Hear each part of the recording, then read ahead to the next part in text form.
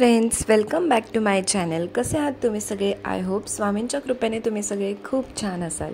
तर आजच्या व्लॉगची सुरुवात झाली आहे लाडोच्या हेअरस्टाईलपासून. तर लाडोनी ना मोबाईलमध्ये पाहिलं होतं एका मुलीने लहान असं घातलं होतं हेअरस्टाईल. तर मम्मा मला तिच्यासारखीच केस बांधून दे असं तिचं चालू होतं. दोन साईडला चंबू असल्यासारखी ती हेअरस्टाईल होती. तर तिचं चाललेलं मम्मा ते मम्मी म्हटलं चला ठीक आहे, कारण की आता गरमी पण आहे आणि केस येतात ना डोळ्यावर, तर तिला करून द्यावं जसं पाहिजे तसं. तर मग तिनं ते कॉपी केले कुठल्या तरी मोबाईलमधल्या कुठल्या तरी मुलीचं. तर हॅलो फ्रेंड्स, माझ्या मम्मीनं माझं मेकअप केलाय. तुम्हाला कसं वाटलं कमेंटमध्ये सांगा.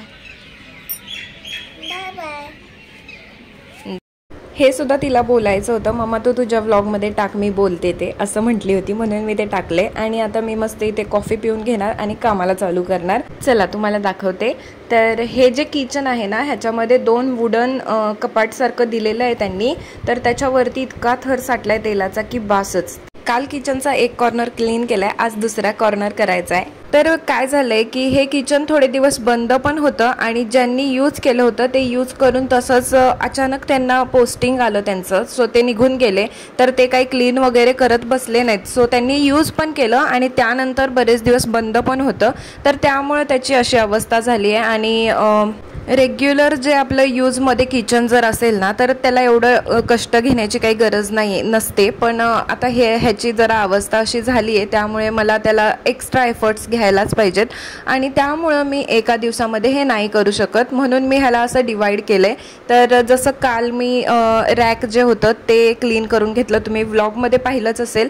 आणि आज जे आहे ते मी आता बरण्या वगैरे हे जे सेक्शन आहे ना, तर ते क्लीन करायला काढले. आणि आता उद्या मी ते मांडायचं जे आहे ना, तर ते करणार आहे. तर तसं तुम्हाला 3 पार्टमध्ये बघायला मिळेल किचन क्लिनिंगचं, कारण की त्याला ऑप्शन नाही आहे, त्याला मला डिवाईड करूनच करावं लागणार होतं. भरपूर त्याच्यामध्ये काम होतं किचनमध्ये. सो कारण आता हे मी तुम्हाला फास्ट फॉरवर्डमध्ये दाखवते, त्यामुळे तुम्हाला एवढं लक्षात येणार नाही यात काय आहे, केलंय लगेच झालंय असं वाटेल. पण त्याला खरंच खूप मेहनत लागली आहे करायला मला. तर मग ठीक आहे म्हटलं एकदाच करायचं, म्हणजे आता इथून पुढे जेव्हा मी करेल ना किचन क्लीन, तर त्यावेळेला जस्ट स्प्रे बॉटलने स्प्रे मारून त्याला मस्त मायक्रोफायबरच्या कपड्याने पुसून घेतलं तरी पण काम होऊन जाईल.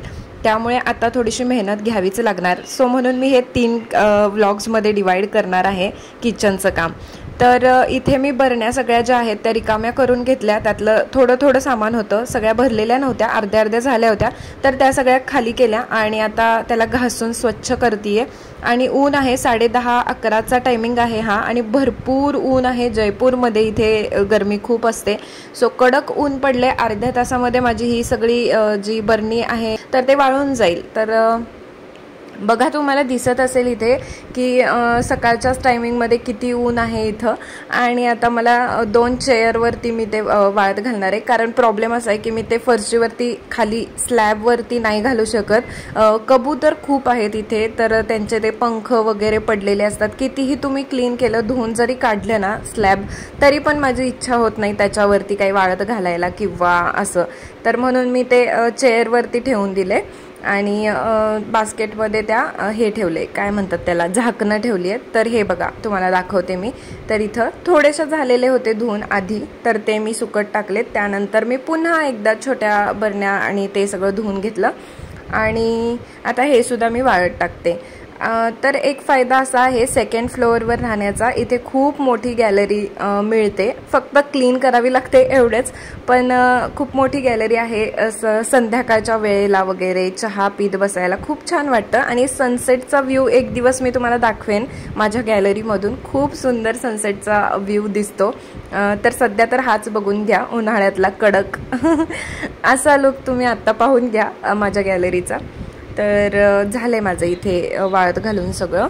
मीनवाईल मी वॉशिंग मशीन चालू करून दिलं होतं. सो आता माझं झालेलं आहे मशीन कंप्लीट. सो मी आता कपडे वाळत घालणार आणि त्यानंतर किचनमध्ये पुन्हा जाणार आहे. तर हे लास्टच्या म्हणजे गॅलरीमध्ये लास्ट कोपऱ्यामध्ये मी अशा रस्स्या बांधून घेतलेल्या आहेत कपड्यांसाठी. कपडे पण 2 तासात वाळून जातात. पूर्ण कडकडीत वाळवायला 2 तास पाहिजे बस, तेवढ्यामध्ये सगळी कपडे वाळून जातात.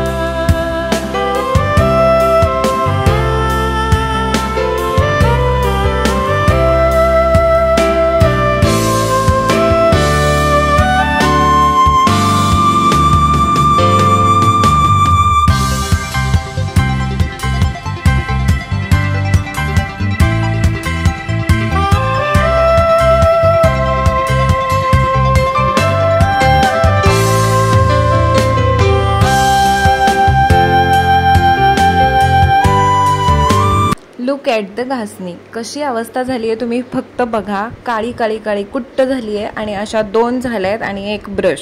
मग अशी सुरुवातीला आत्ता हे घासायच्या वेळेला तुम्हाला दिसला असेल माझ्या हातामध्ये ब्रश, तर तो पण असाच पूर्ण काळा झाला होता. विचार करा किती दिवस ते घासलं गेलं नसेल, तर असं झालं होतं. आणि हे मी नंतर आता पुसून घेते.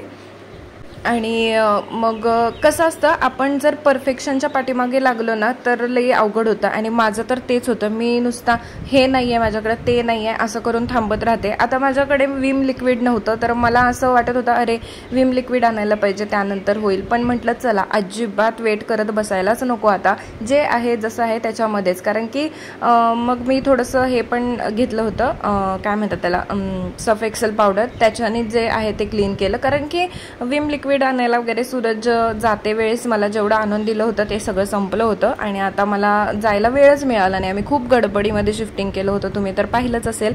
आता सूरज येतील त्यानंतर आम्ही कॅन्टीनला जाऊन सगळं सामान जे आहे ते घेऊन येणार आहोत. पण तोपर्यंत थांबायचं नाही, म्हटलं जे आहे जसं आहे तसं करायचं. आणि नंतर पुन्हा जे आपल्याला हवं आहे ते सामान आल्यानंतर पुन्हा एकदा ते क्लीन केलं तरी चालणार होतं. सो असं आहे. तर आता मी ही एक गोष्ट शिकले की परफेक्शनच्या मागे लागायचं नाही, जे आहे त्याच्यामध्ये स्टार्ट करायचं आणि करून टाकायचं काम एकदाचं, की मग फ्री व्हायला होतं. तर हे असंच काहीतरी होतं.